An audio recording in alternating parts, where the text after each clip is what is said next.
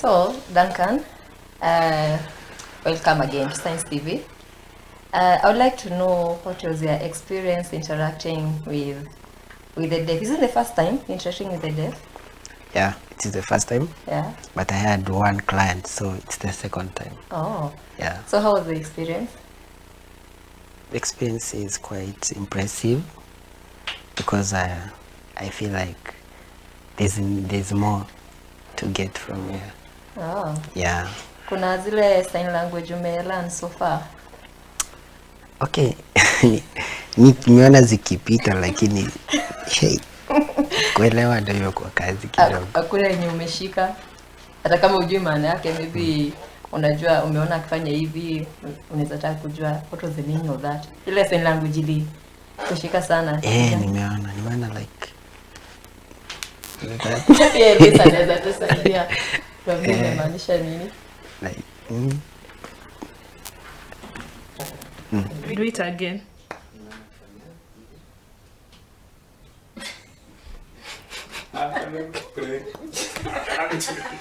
Anasema sign language yake ni French. Ana sign French. Yeah. oh. That's from France. But for me, I've just understood two things: video na number 2. Oh. So hata juu sana ni gani inamaanisha video na number 2?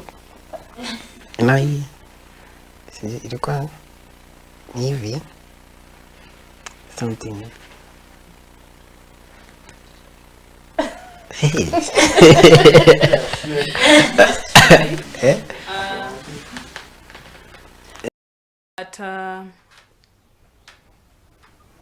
So if you want to start learning sign language, you must first practice, so that if you go interacting with the deaf, you don't give them your own signs, or you start guessing some signs and while you're talking to them. So you first interact and learn. So because you've said that this is the second time you have interacted with a deaf person, so that means you should learn basic things like hello, how are you. So that's where the motivation starts. Then you learn more, and that's when you improve on your sign language. So you start with the basic sign language. Oh, that's good. But now I think like I have the foundation. I have to have a good relationship with Edna. Maybe we have like coffee, so that she texts me and she does like that. That's why you I'm really wondering, umesema this is the second time umemeet na deaf person, right? Yeah. Na haujui sign language. So how did you communicate with her? Simunge side meet kidogo, you have coffee before now coming here. So that's how, yeah, you identify a deaf person and you ask them if they can teach you. Na tunakwanga free, we really accept. Even on the phone, unatuma the word and we can sign and send it to you, mostly when you are stuck. Okay, so as I said, the first one was a client. That means when I met her, I also had another client. So I didn't have that good interaction to go on there. But when she came, she showed me something on the page. That's what she wanted. It was just easy. It wasn't that hard. Yeah. So meaning that those are symbol signs that you can communicate with the deaf, but you must sit and focus. Maybe take 2 hours of your time. Just sit down and learn, because those gestures where I get that most people do understand, but you really need experience. So when you meet a deaf person, they will really insist for you to sign. So for example, things like hello and everything. So when you meet a deaf person, most of the time they need you to sign. So even if you know some little sign language, so you will really try and improve on what you have. So if you have a date with a deaf lady, what will you do when it comes to communication? when you want to eat, how will you communicate? So you must learn how to communicate. Okay. Yeah, that's for the first day. That's why I'm saying that then you have to rely more on chatting than communicating. But for a deaf person, they really insist on you to sign. So when maybe they don't understand, maybe you can chat. But for deaf people, the communication place is there.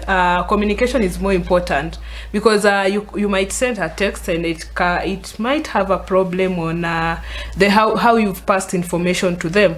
So it's better you really learn. So it's better for us. We also encourage the hearing to learn some basic sign language so that they can communicate. For example, food. Can we go get some food? And that's how you learn. And step by step, with time, you will improve.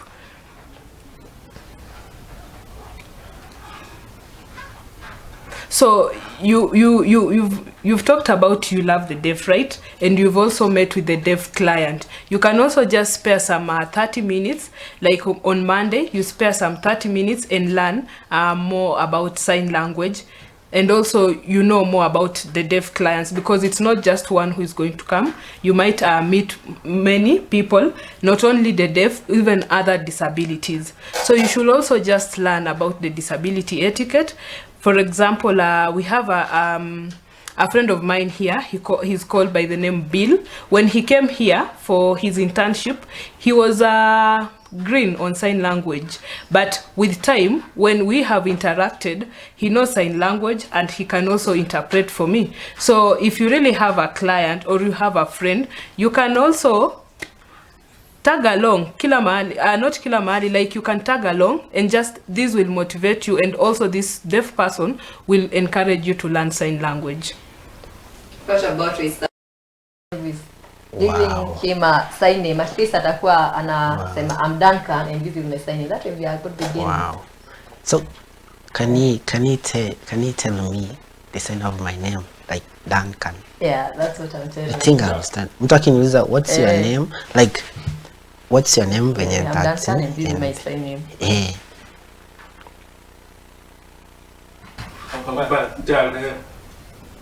So Duncan, this is your side name. It's Adi. It goes backwards.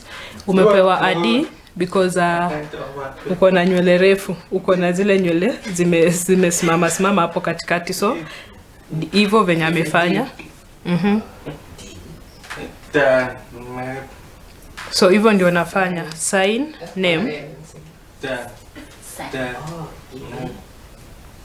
First your sign name ndio. So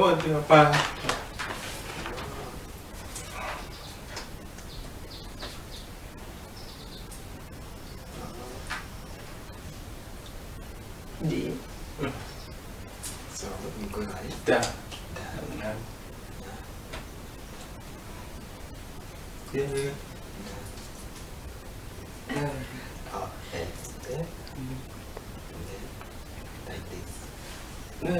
Itu udah pindah pada hari.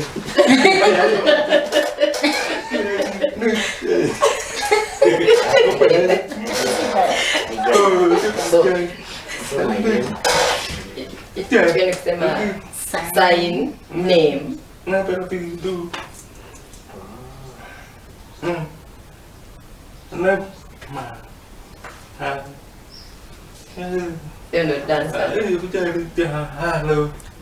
So when you meet a deaf, you this is how you communicate. Hello, then my sign name, Duncan. Yeah, so Duncan ni wenye umeonyeshwa.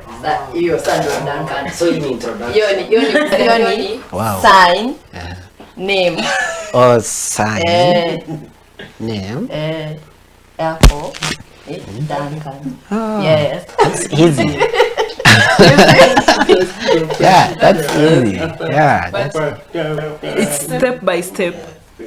So when you learn the basic, after 3 months, then it will be very much easier for you to interact and integrate well with the deaf. There's some I do see there. Mama Saka.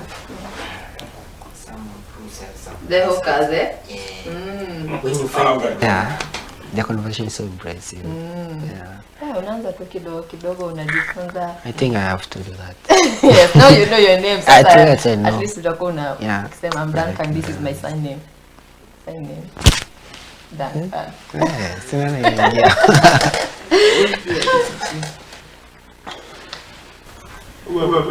So we have two ways. Kuna hiyo name yangu ni Duncan. So many deaf from America, they do sign name.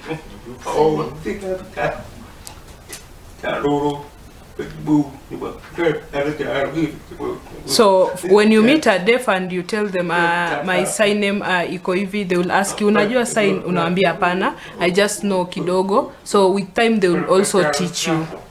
Yeah. Yeah, I think that's a good lesson. At least unatoka hivyo bila some knowledge. No, I've got some. Yes, at least next time ukipatana na Edwis, you'll communicate ama Edna.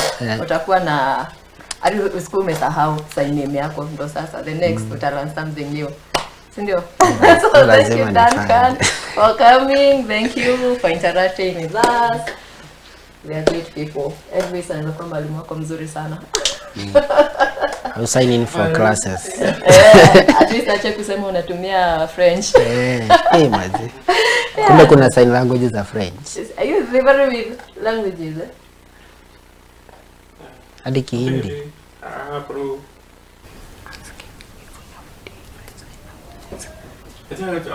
Yes, we have different sign language. We have international, Kenyan, French, Germany, American. So every country. Yeah. But you mostly use the international language.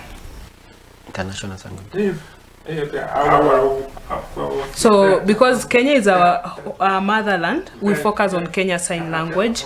But if somebody flies in Kenya, then we'll switch to Kenyan, we'll switch to international sign language. Yeah. So it's like Yeah, it's a language.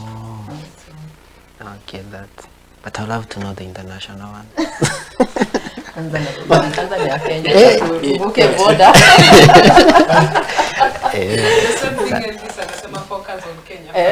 On Kenya.